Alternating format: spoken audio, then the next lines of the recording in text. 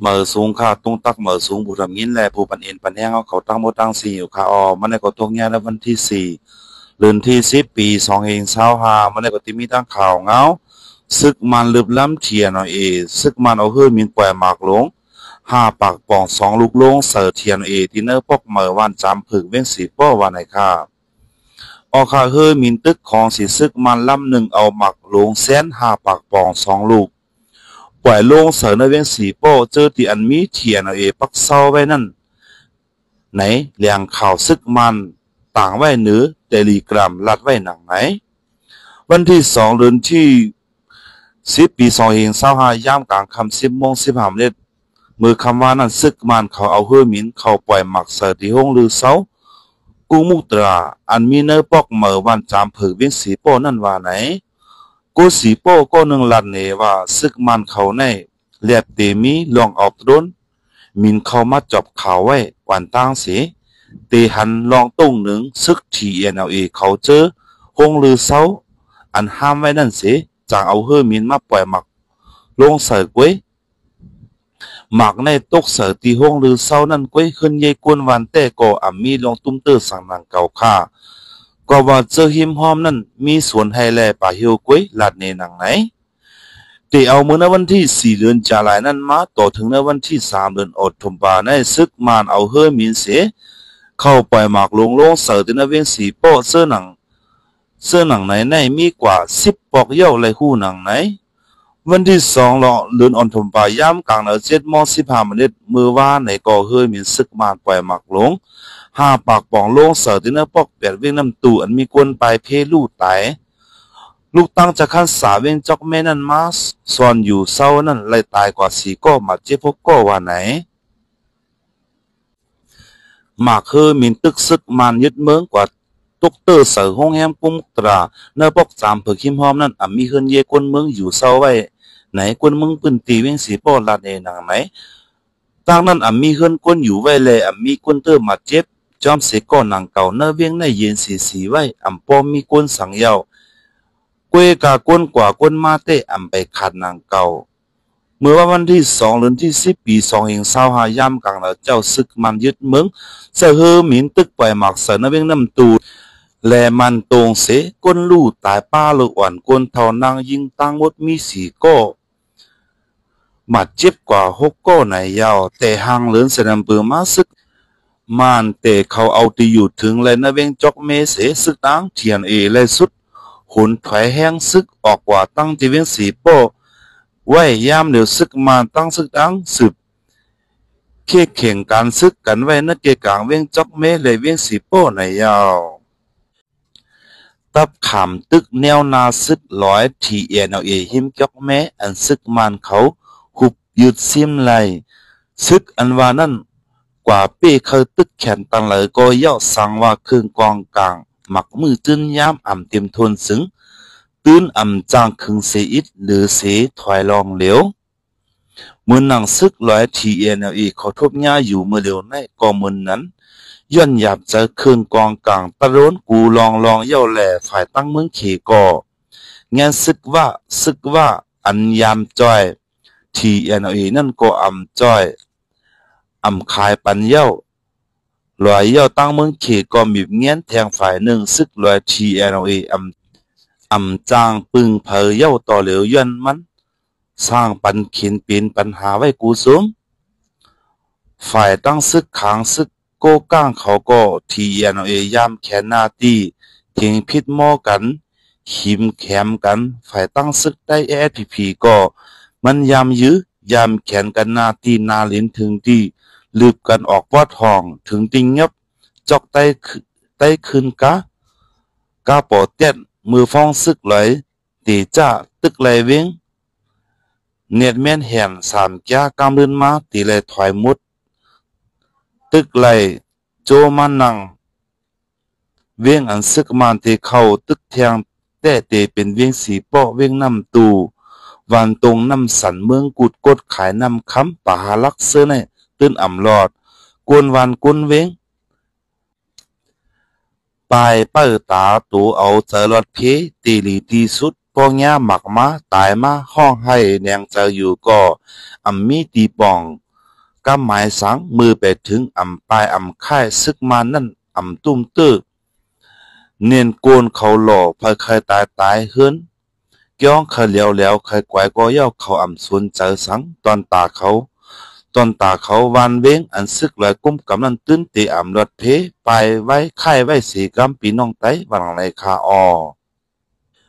ค่ะเฮามาสืบถอมแทงข่าวเงาข่าวตั้งเก่าเหลินย้อนซึกมันยื้อตึกเสกวนเมืองลู่ตายจำเก่าปากก็ว่าไหน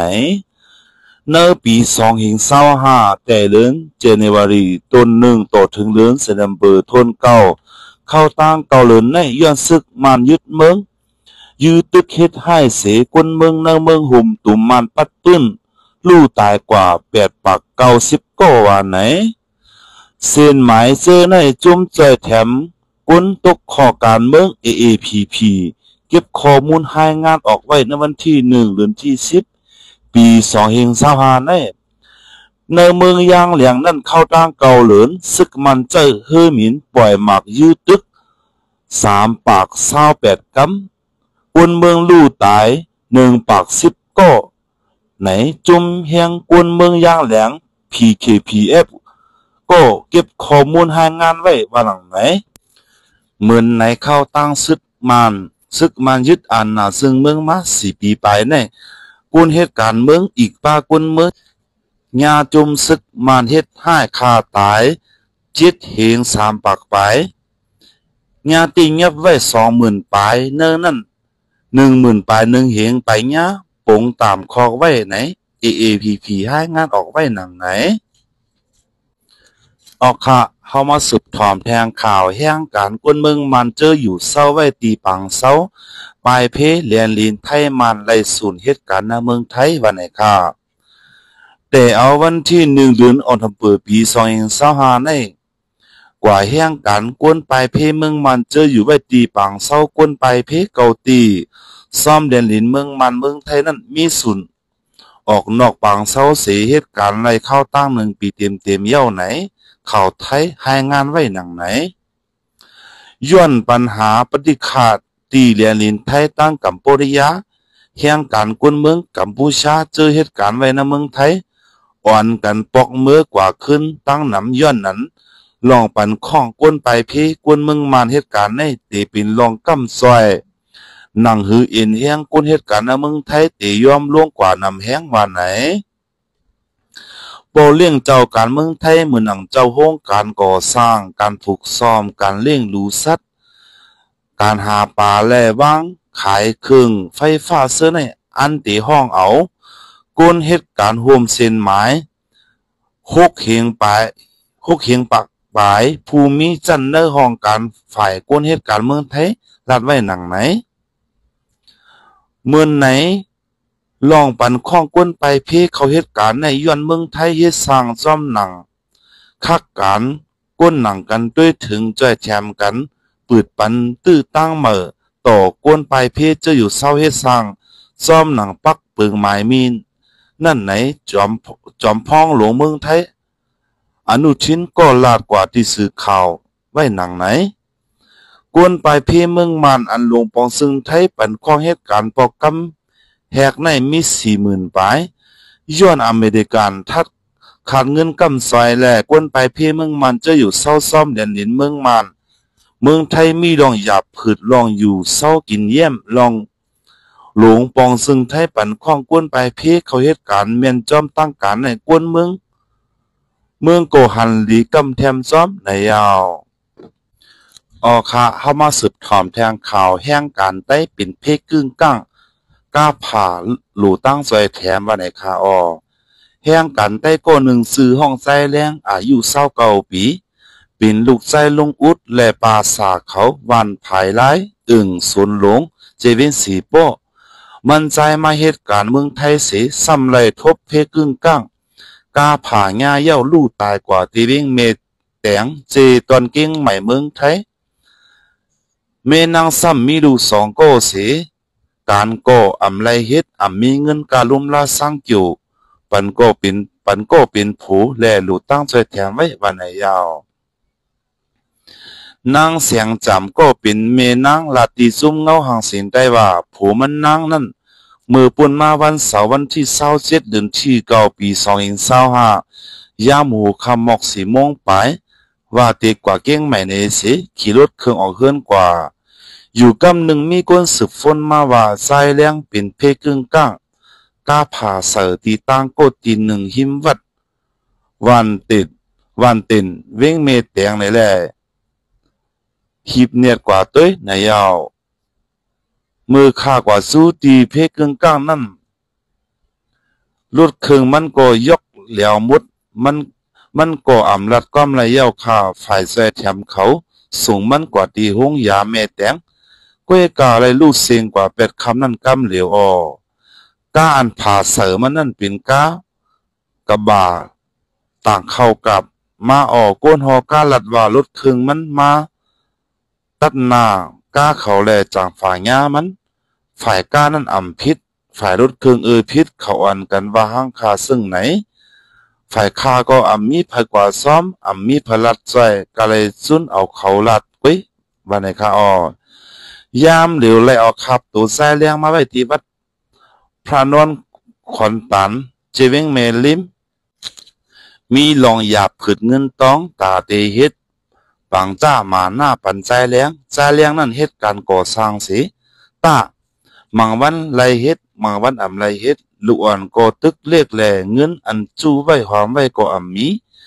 ตีวัดนั่นป้อมีเงินปืนเผาปันนาลายสีตาเคยใส่ความปันหมื่นปืนเคยเฮ็ดตั้งหลู่ตั้งตั้นปันมันใจ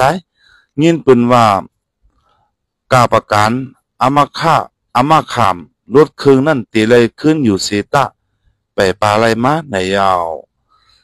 ใจใต้ถืนผู้ใจแถมตรงวงใต้เกี้ยงใหม่ก็ลัดตีสุ่งเงาห่างเสียนใต้ว่าฝ่ายอันเอากาผ่ามันใจนั่นปันกว่าเงิน1 เหงบาทก้วยผู้เลยเคยเป็นเจ้าตำหนักหลู่ความก้นตายแลสังโคหลู่ตั้งต้านแลสังกับสืบมาแลตีใจได้ถึนอยู่ดีมันใจก็ดีใจแถมคืงปองกว่าวันไหนยาวข้างยินจมผู้ทำยินในผู้ปันเอ็นปันแห้งเขาตั้งโมตั้งสิงอยู่เขาเชิญสู้เฮยอยู่ลิกินวันกันอย่างแคมสากันกูก็กุก้นสีกำค่ะมือสูงค่ะ